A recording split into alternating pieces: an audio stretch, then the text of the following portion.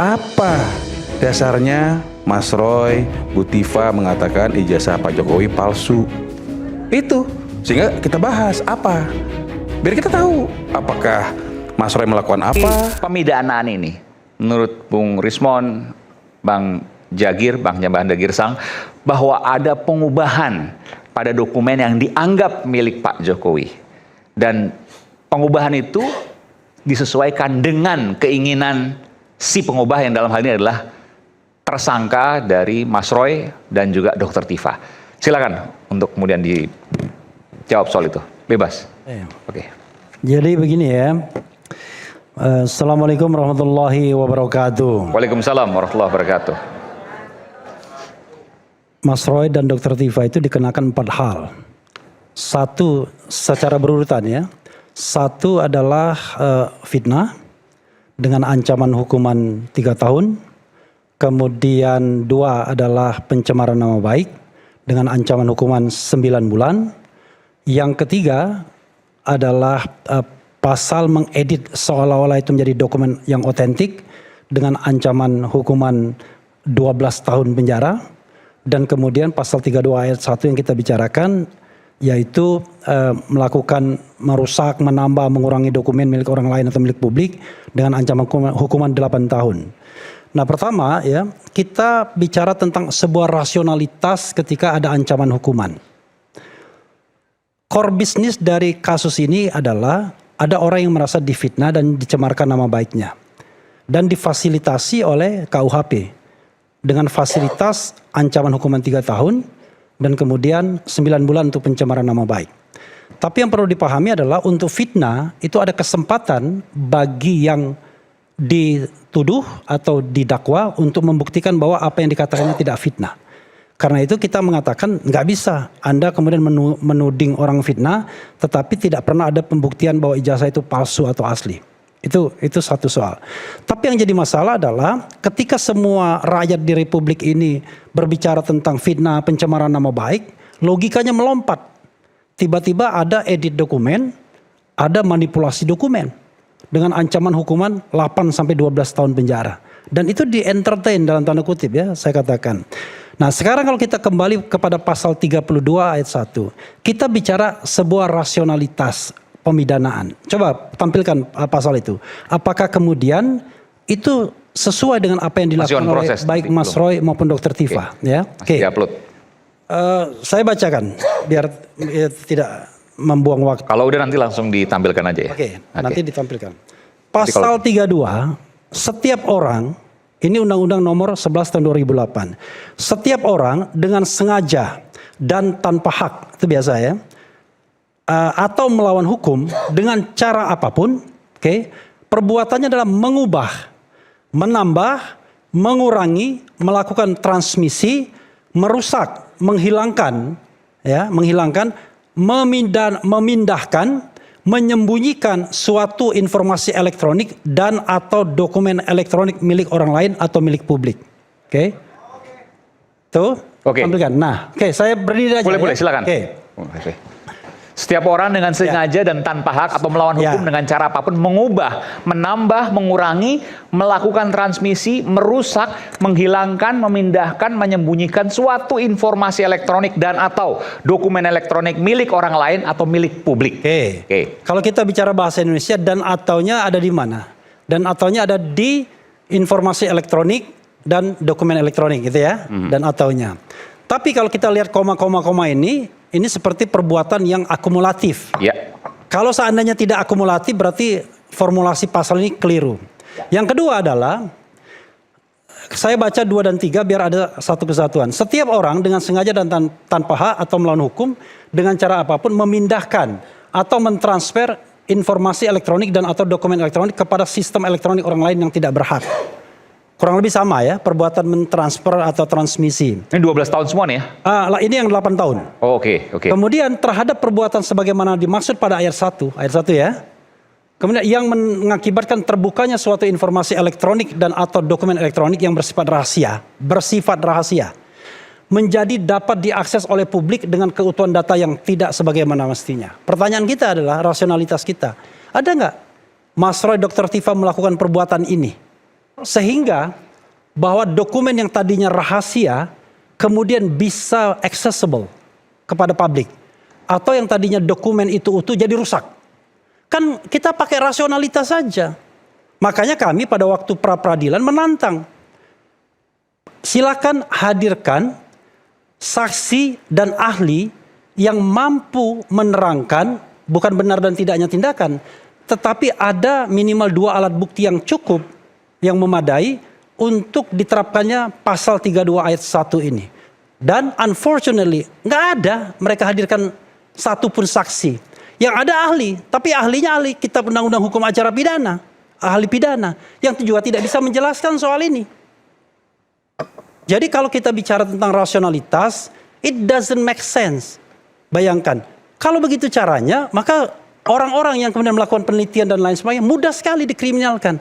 Dan jangan lupa, di forum ini saya ingatkan bahwa rakyat bersuara itu menjadi satu acuan untuk mendakwa Dr. Tifa.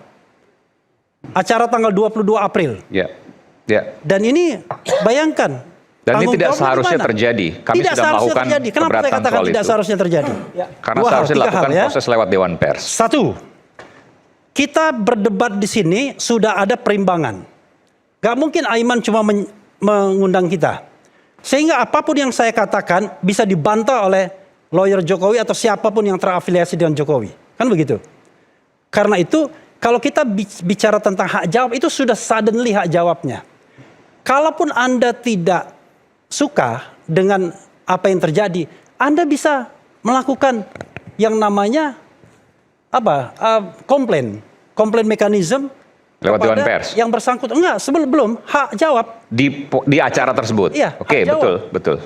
Kalau misalnya Aiman tidak mau memberikan hak jawab tersebut, salah berarti.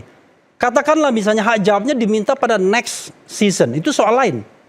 Nah yang ketiga, yang bisa dilakukan adalah komplain mekanisme kepada Dewan Pers. Itu tidak dilakukan. Jumping up saja, dilaporkan dan kemudian menjadi fakta atau menjadi link untuk memidanakan seseorang. Coba lihat misalnya, pasal 35 nanti diinikan lagi. Karena itu, kita mengatakan, kita menantang, ada nggak saksi yang melihat ya, baru melihat benar atau tidaknya, bahwa Mas Roy mengubah, menambah, mengurangi, melakukan transmisi, merusak, ya, menghilangkan, memindahkan, menyembunyikan suatu informasi elektronik. Pertanyaannya, ada nggak saksi yang melihat itu? Iya, ada nggak saksi yang melihat itu? Dan ketika kita... Sebentar, saya tanya boleh? Iya. Saya jawab. Boleh jawaban singkat saja, Prof. Firmanto, ada nggak saksi yang melihat itu? Bahwa Mas Roy dan Dr. Tifa melakukan pengubahan dokumen digital tadi? Tes. Selamat malam. Ya, salah satunya Mas Roy. Saksi satunya Mas Roy? Iya dong, karena dia yang menyatakan ijazah Oke. Pak Jokowi palsu. Loh, bukan. Oke. Kan gitu. Maksudnya pasal ini dibuat untuk apa? Tahu nggak, Prof? Enggak, saya Ini tuh nggak- untuk hacker. Saya nggak mau mengomentari, makanya Loh, tadi iya. saya senyum-senyum aja. Karena kenapa? Makanya. Apa yang sudah disampaikan semua prejudis ini kan sudah dibantah dalam putusan Prapit kemarin. Pra-peradilan kemarin. Sudah ditolak semua. Sehingga dikatakan Itu nggak benar, itu nggak Anda benar. gunakan Itu aja nggak benar. sidang untuk hak Anda dan itu dibolehkan. Jadi saya pikir gini, kenapa dari tadi saya mencermati aja? Karena yang dibahas ini sudah lampau. Ini yang pra-peradilan kedua kemarin ini? Iya. Sudah dibahas dan kemudian Mas Roy kalah. gitu. Tersangkanya dipertanyakan kan kemarin. Belum Kita dan masuk ini tidak kan. dipertimbangkan. Gini ya, begini. Jadi saya mau menyampaikan bahwa kemarin itu hakim sesungguhnya sudah membuat hukum mengatakan bahwa penetapan tersangkanya tidak pengajuan permohonan review terhadap penetapan tersangkanya ditolak kan gitu. Artinya malah sampai ada beberapa kata yang mungkin saya nggak usah sampaikan lah. Yang intinya penyalahgunaan Prapit kira-kira gitu. Jadi saya pikir Oleh hakim ini? oleh hakim Disebutkan itu? disebutkan. Jadi menurut saya tolonglah, kita kan di sini kan disaksikan oleh publik. Kita skip aja nih. Tadi kan agendanya adu bukti, itu lebih menarik. Tapi kalau kita bahas lagi mengenai penetapan tersangka pasal demi pasal, siapapun ahlinya Akan kan nanti berbeda. akan dilihat nanti di persidangan. Oke. Kata disampaikan oleh hakim demikian. Jadi saya pikir Oke. saya menghargai rekan saya harus refli, tetapi dilanjutkan. saya juga tidak mau lantas terus disajikan seperti ini. Oke. Pengaiman. Oke. Ya, Tapi intinya bahwa ada saksi itu, ada salah satu adalah Mas Roy. Oke, silakan. Kayak gini, saya lanjutkan ya. Itu salah. Ini. Saya kok malah jadikan saksi nih. Setelah ini baru kita Ya. Ya, makanya Otaknya udah terbalik. makanya kan Gini. beliau-beliau ini menyatakan Gini. dialah segalanya. Tidak ada yang benar kecuali dirinya. Kan itu nih, kan mau dipertontonkan seperti itu. Jadi saya tidak mau terjebak di situ. Jadi saya pikir Oke. kalau kita membahas yang lain, oke ini udah berapa sesi nih Oke, bicara ya. dan Oke. nggak selesai-selesai dan terakhir Ya. dalam putusan Prapit ditolak. Oke. Oke. Ya, Selesai. Man, saya biar saya Oke, jelaskan. Sebelumnya saya tambahkan Gini ya, dikit. sebentar dong. Ini kan saya masih berdiri di sini. Sebentar. Gimana? Jadi kalau kita mau berdebat ya, berdebatlah adu argumentasi. Argumentasi Anda apa? Ya. Jangan hanya kemudian membantah hal-hal yang tidak relevan. Hal-hal Argumentasi saya yang sifatnya tidak argumentatif, adalah ya kan? Prapit sudah menolak. Nah, itu kan bukan argumentasi. Loh, bukan dong. Loh, itu hanya sekedar mengatakan Prapit sudah argumentasi menolak. Anda saya, tahu nggak isi jawab Anda Prapit itu katakan apa? tidak seperti itu, Ya kan itu pendapat saya. Oke, ya udah, it's okay. Saya loh, mau jangan- jelaskan jangan kepada Anda yang tidak membaca. Ya, oke. Jangan ya. semuanya Anda Nggak, seperti itu, nggak boleh. Saya mau jelaskan nggak kepada boleh. Anda ya. Jadi gini, Man ya. Ya, oke. Kita Sampaikan harus aja membedakan pandangan Anda, antara pokok jangan melarang perkara saya, dan gitu. Prapit. Oke? Dalam Prapit itu kita tidak mempermasalahkan apakah tindakan ini benar atau tidak.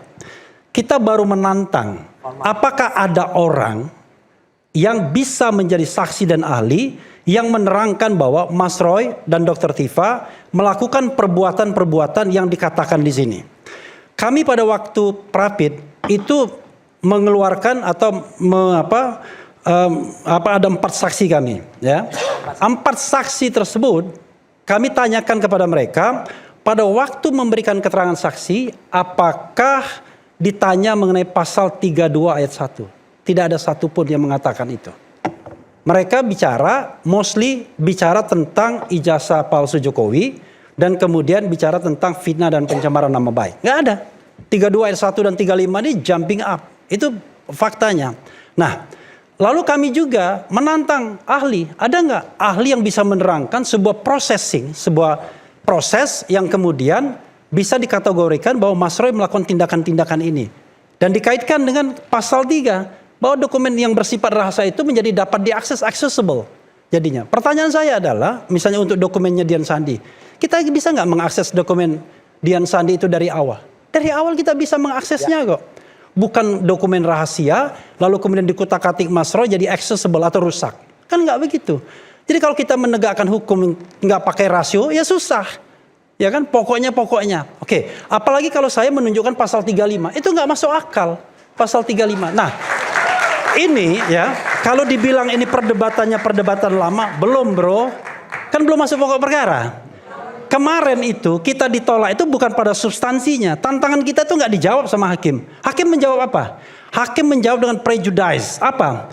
Ini tidak relevan. Harusnya Prapit ini diajukan ketika penetapan tersangka pada tanggal 7 November 2025. Kalau kita bicara hukum itu hak.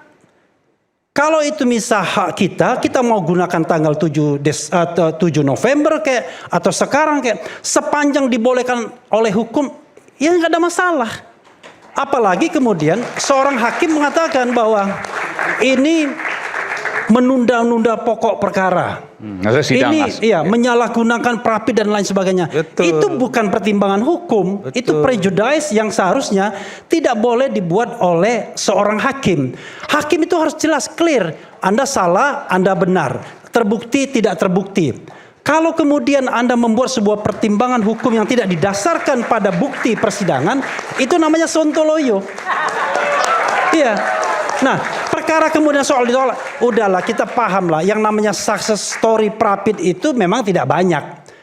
Oke, dia menantang kita masuk pada tahap persidangan. Nanti kita juga buktikan itu tahap aja. persidangan. Betul. Bro, saya lagi ngomong bro, nanti saya kasih kesempatan ya. Silakan. Saya boleh juga bicara. Karena kan? itu saya katakan perdebatan kita ini belum akan selesai. Jangan dibilang yang dulu. Karena secara faktanya adalah bahwa baik Mas Roy maupun Dr. Tifa sudah clear. Yaitu didakwa dengan pasal-pasal yang saya sebutkan tersebut. Ada 4 kategorinya. Fitnah, pencemaran nama baik, kemudian edit dokumen sehingga rusak dengan tidak bisa terbuka buat publik, dan kemudian edit dokumen sehingga yang tadinya tidak otentik menjadi otentik. Nah, ke dalam 4 hal itulah kami berkepentingan untuk diperdebatkan tidak hanya di pengadilan tapi juga di publik. Ngapain kita berdebat bukunya Rismond? Nggak ada gunanya bagi kami. Iya kan? Yang punya gunanya bagi kami adalah kami harus menjawab 4 dakwaan ini. Itulah guna bagi kami untuk datang saya sini. jawab nih. Tidak hanya Perdebatan kepada hukum ya, penting, tidak hanya kepada buku ini, juga penting. Kepada ya, tidak hanya kepada pengadilan tapi juga kepada rakyat Indonesia. Itu yang ingin saya katakan. Makasih. Oke, Assalamualaikum baik. warahmatullahi wabarakatuh. Baik, Mas. Tapi yang ini Oke. udah stop. Nggak lucu lagi kalau dibahas ini. Oke. Nanti dibilang bukunya nggak penting. Bukan. Kalau yang ini udah nggak lucu karena private kan sudah ditolak. Oke, nggak apa. Tapi kan seperti tadi ya, saya sepakat tadi apa yang disampaikan oleh Bung Refli bahwa ketika bicara argumentasi maka harus dibalas dengan argumentasi. Nggak apa-apa. Seperti juga nanti tentu buku, Bung Rismond punya argumentasi juga harus dibalas dengan argumentasi. Siap, Mas Roy, ya? Nanti dulu Bang. Oke. Ini argumentasi apa untuk jangankan soal pasal, apalagi buku. Buku itu mau tampilkan di mana? Buku itu kalau nanti mau digunakan sebagai barang bukti sudah nggak bisa lagi, sudah P21, sudah tutup. Rismond mau jadi apa dia? Jangankan ahli, saksi pun tidak layak untuk dikualifikasi sebagai saksi. Kenapa?